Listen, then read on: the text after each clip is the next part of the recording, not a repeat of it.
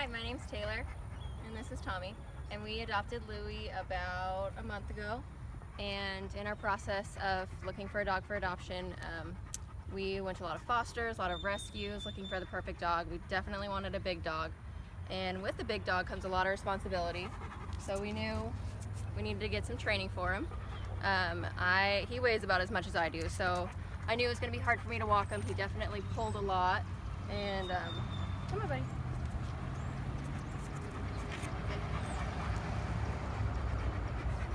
And so we were searching for a trainer, and we found Dylan through a simple Google search, and he was willing to help us.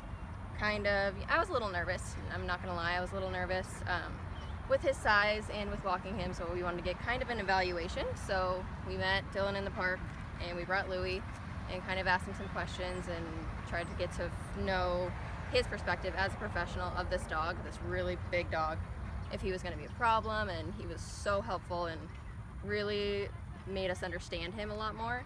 So we were really excited to work with him. We picked him up from his foster mom, brought him right to Arizona dog training, and he did the 10-day program. And in that 10-day program, we worked on socializing him with other dogs, as well as calming him down, simple walking. He was afraid of the stairs, so he got him to go upstairs, got him to go down slides and jump over things. And he was a little skittish, just a little unsure of things. He lived most of his life in just a backyard, so he didn't really have much socialization. He didn't really get to do much. So we took him and we ran with it, and now we have this awesome dog who we get to take with us everywhere. And we want to go to Oso with him. We want to be able to take him to the park, to Sedona, to California, wherever we go, this dog goes. So it was very important to us to have a well-trained dog. A dog who will get along with other dogs, loves everybody, and someone I can control him weighing as much as I do. So it was very important, and Dylan has been incredible with helping us train him. And you've had dogs before, I assume? You guys grew up with dogs? Yeah, we both grew up with, I've always had big dogs. Probably the biggest was a Newfoundland Irish Wolfhound dog. Okay. So we've always had big dogs, and we wanted a really big dog. And what about you? Perfect age. Yep, boxer, lab. Taylor, having worked at a rescue, kind of saw the importance. She saw firsthand dogs get brought back, that type of thing, and that kind of prompted us to reach out and make sure we did it the right way. We didn't want to take on a big dog that we couldn't control and be one of those 1.5 million people. So we wanted to make sure we took all the right steps in adopting this dog, and I think going to Dylan was definitely among one of those steps we took. So, and prior coming to me as a dog trainer, you guys were looking at Louie at the rescue foster center for like a month or whatever, wasn't it? Yeah, we had him. We really what prompted us, we did a dog introduction with him and a small dog, and he let out what we now know is a playful noise, but for us it was scary. We got this big dog making this loud noise. We thought he might be aggressive, prompted us to call you, and next thing we know, he's in your yard having the time of his life with 2 Rottweilers. So glad we did it, and glad we figured out and got to know this dog rather than just not adopting him or adopting him and feeling overwhelmed. Yeah, for sure. Why don't you guys, why don't we see kind of what he can do? I know you said he wouldn't go up steps. We're right here with a playground. Why don't we see if you guys can get him to go up those steps and maybe go down the slide?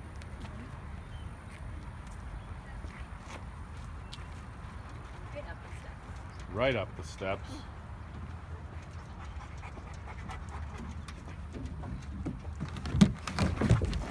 Well, look at that. No problem at all. Maybe if you guys want to get him to go over one of these railings here. Smarty pants. Look at that. Now, this dog was afraid of steps.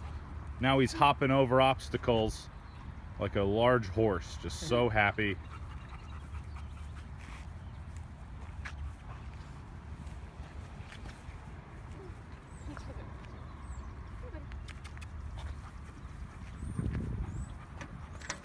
Beautiful. So if there is one thing that you would give as a piece of advice to other dog owners that are thinking about rescuing a dog, And let's come over here. I know we're getting blasted. What would you say is like the number one piece of advice, the number one tip, or something that really resonated with you guys that you know, would apply to anybody that you guys Personally, know? I think it was just getting to know the dog, and that came with bringing him to Dylan. But get to know the dog and understand why he is being the way he's being, rather than just assuming based on, most likely like myself, a limited knowledge of dogs. So that was certainly what I took from the whole experience. I definitely know a number of people who rescue dogs, and especially having worked at an animal shelter, you see them come back all the time, and it's the saddest thing ever. People just give up. They, you know, these dogs have had a tough past, or they've been through some stuff and you might not know, and they don't take the time to work with them, and they give up on them, which is awful. So we definitely didn't want to give up on this dog, and I think we made the right decision. Getting him trained is the best thing we did. Yeah, for sure. Anything else that you guys would, you know, give as advice to dog owners out there who might be at that critical point of, hey, I'm overwhelmed, I want to, you know, return the dog at this point? If there's something that you might, I would say, you know, give Arizona Dog Training a call. We did a free evaluation that told us, hey, this dog is, per Dylan's words, not an aggressive bone in his body. So that changed our minds, and knowing that he could be worked with, that was everything. So I would do more research and at least give him a call and see. So anything from you? Final words? Don't give up on your dogs. Don't give up on your dogs. I love it. And real quick, what's the daily routine? Because you guys work, you guys are an active couple. What's the routine that you guys are using right now with this dog? So we usually get up between 5:30 and 6 and take him to, we live by Horizon Park, so we'll take him out there, throw him the ball. He gets tired quick though, so that lasts about 15-20 minutes. Then we walk him back, and most of the time by then he's pretty beat. He goes in his crate. Taylor comes home for lunch around 11 or 12, and you know, from there he's gets another walk or just some time out, and he sleeps in the crate every night? No, he sleeps in a bed. He sleeps in the bed. You just use the crate right now for like a downtime. He sleeps in his bed on the ground. But yeah, the crate's used throughout the day very frequently, and he likes it. He doesn't mind. He has a positive association with this crate. Absolutely. There's nothing. He doesn't fight us to go in there. We even have a pad in there. He doesn't chew it up or anything. That's really impressive. And let me ask you, I know you guys, he learned the command place. Did you guys buy a Coolaroo dog bed, or do you guys use regular dog beds and he's using it? We have the raised one. Is that what you're Yeah, the talking about? Coolaroo dog bed. Yeah, Cool. we have one of those. We have some other, like we have a cooling pad. He uses his place. We have another dog pad from Costco that he uses his place as well. So, I mean, they're all over our house, and he uses them. We love them. And that's helped you kind of get control of putting him somewhere rather than him bumping into you and tripping over you. It seems like he associates that with almost a calm, safe spot for him. He doesn't really know what to do if he's not on place. Yeah, so. Yeah.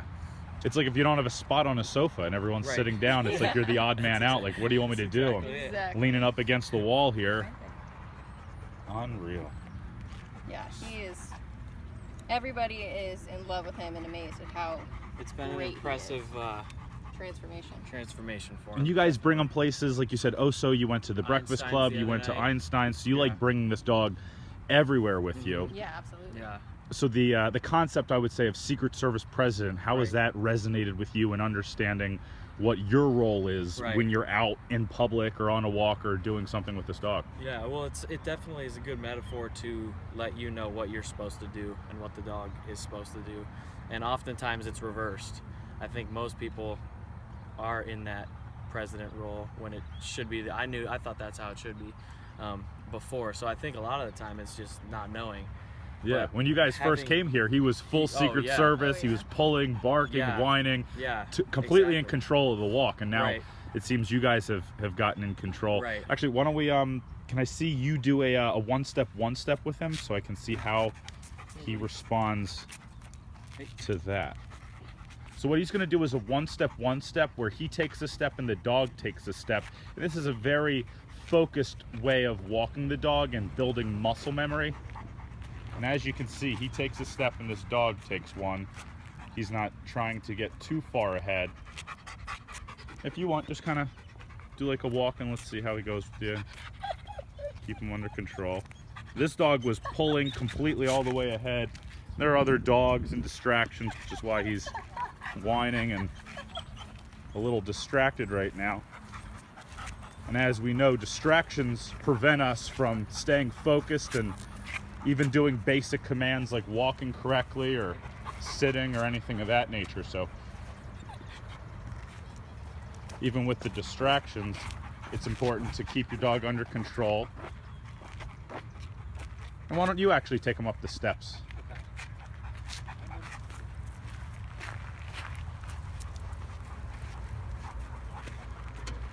Look at that.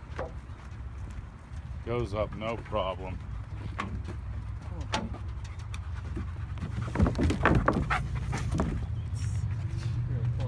It's called having fun with your dog at the park.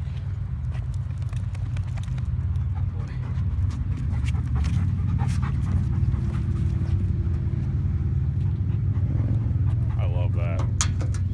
Lazy. Yeah, right. The first one he's got energy, the second one he's lazy. Gotta love it. All right, guys. Well, I appreciate you sharing your story. Again, 1.5 million dogs get rescued every year. Half of them get returned.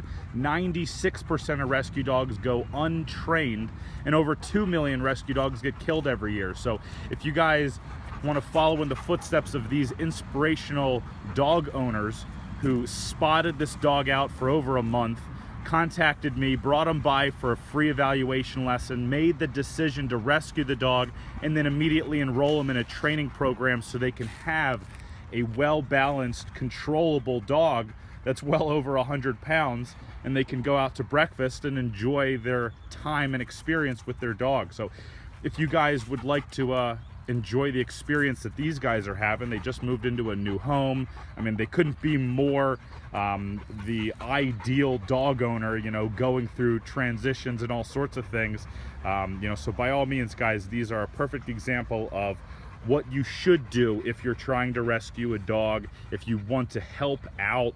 You know, the rescue dog situation epidemic right now, you need the education, you need to be prepared, and you don't want to go into it naive thinking you know everything, especially when it's a rescue dog that has some behavioral issues. So as you guys can see, Louie's a wonderful dog. Stay tuned for more stories and success. And another thing, how is he? Have you guys gone to the dog park again with him, or just since that one night? Walked around it. You walked around it? Yeah. Less mouthy, less barking, he was pretty good? Yeah. Yeah, I mean, he doesn't really react nearly as much. A dog came up to the gate and like barked at him and sniffed at him, and He's totally, I mean, he whines. He always whines. He wants to play, definitely, but It's more of a play thing now, and now we know that. Yeah, rather comes than off, associating so- that mouthy and bark Right. and whine with Right. aggression. I don't think he could even, if a dog attacked him, I don't think he would. yeah, Fight it was back. amazing to see him with that lab. They were that lab took a bone right out of his mouth. Yeah. I mean, so it was Very impressive cool. to see him. You said the Yeah. dog took a bone right out He of had his a mouth. bone in his mouth. The little, about a 45-pound chocolate lab came up, grabbed it out of his mouth. Nothing. Yeah, so he's a big brother. Yeah. Is what he Yep, is. he He's a just big wants baby. to play. And you guys are socializing him with how many dogs right now? Because you have so many friends with dogs. Yeah, At least 5. yeah, At least 5 yeah. different dogs. So socialization is huge, especially Right. with a dog that's reactive to wanting to be social. I mean, we're all social animals, so Right. it's good that you guys are socializing this dog. You're walking it, exercising it, and doing all the steps that you need to. So Right. super proud of what you guys have accomplished, especially in a week since the program's been over. Other than that, guys, if you like their story and you want to share your story, please contact me so we can help inspire others. Again, you can share your story on the We Are Dog Training Share Your Story platform. So contact me. That way we can inspire the over 750,000 people who return their dogs every year. And yeah, we look forward to posting some more videos. So stay tuned, guys, and feel free to contact me if you want to share your story. Have a great day. How was that?